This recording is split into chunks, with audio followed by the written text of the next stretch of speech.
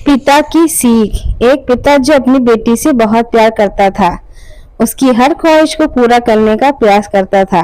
बच्ची जो भी डिमांड करती, पिता उसे पूरा करता, पर अनजाने में वो अपनी बच्ची को आदर्श संस्कार से दूर करता जा रहा था।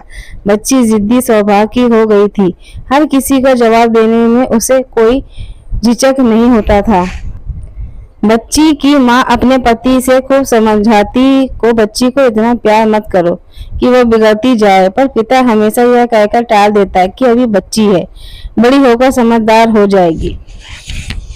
बच्ची बड़ी हो गई, पर उसका स्वभाव पहले से ही और कठोर हो गया। इकलौती बेटी का पिता उसके हर छोटी बड़ी डिमांड को पूरा करता।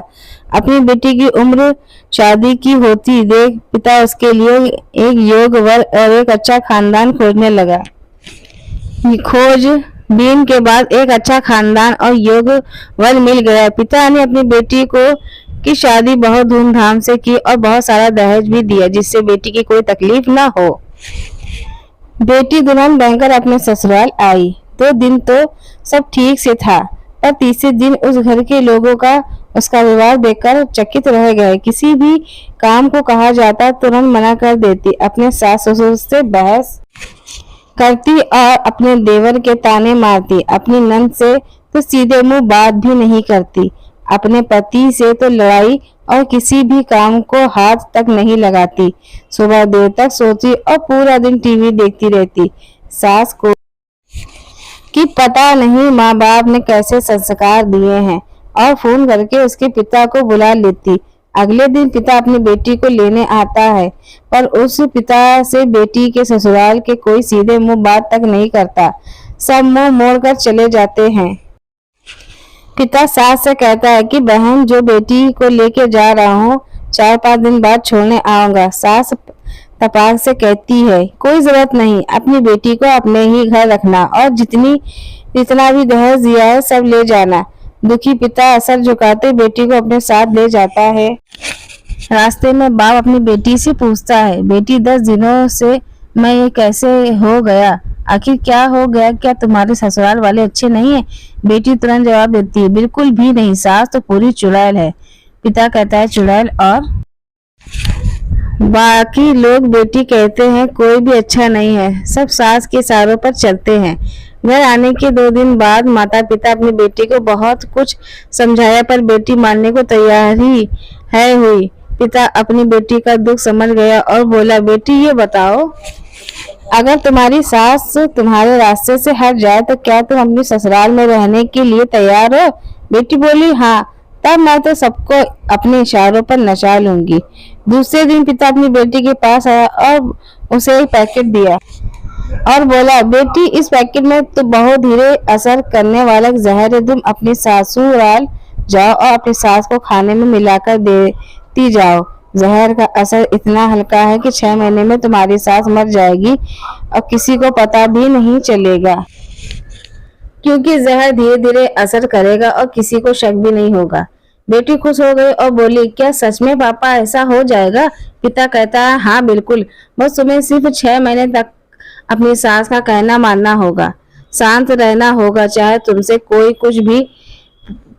कोई जवाब नहीं दे रहा है। ऐसा करने से कोई तुम पर शक नहीं करेगा। बेटी बोली, ठीक है पापा, मैं पूरी एक्टिंग करूंगी। जब पिता अपनी बेटी को ससुराल छोड़ने जाता है और सास के आग्रह करता है तो अब बेटी बदल गई है और बेटी का इशारा करता है। बेटी समझ जाती है, अपने सास को पैरों में गिरकर माफी मांगने लगती है। या देख सास सोचने लगती है, भला ऐसा कैसे हो गया? सास अपनी बहू को एक मौका देने को तैयार हो जाती है। अब बेटी अपने ससुराल में बहुत शांति से रहती है। बहुत सुबह सबसे पहले उठ जाती है, सबसे लिए रास्ता बनाती है, अपनी सास ससुर की देखभाल करती है और यह कहती तो जवाब नहीं देती और मन ही मन सोचती, बुढ़िया चिंता मत कर, 6 महीने बाद ही है, इसके बाद तो मेरा ही राज होगा। समय पर खाना बनाती और सास के खाने में चुटकी भर जहर भी डालती जाती। सभी के साथ शांति से रहती। यह देख ससुराल के लोग धन घर जैसा लगने लगा। 4 महीने बीते, अब सास के खाने में जहर डालते समय उसके हाथ कांपने लगे।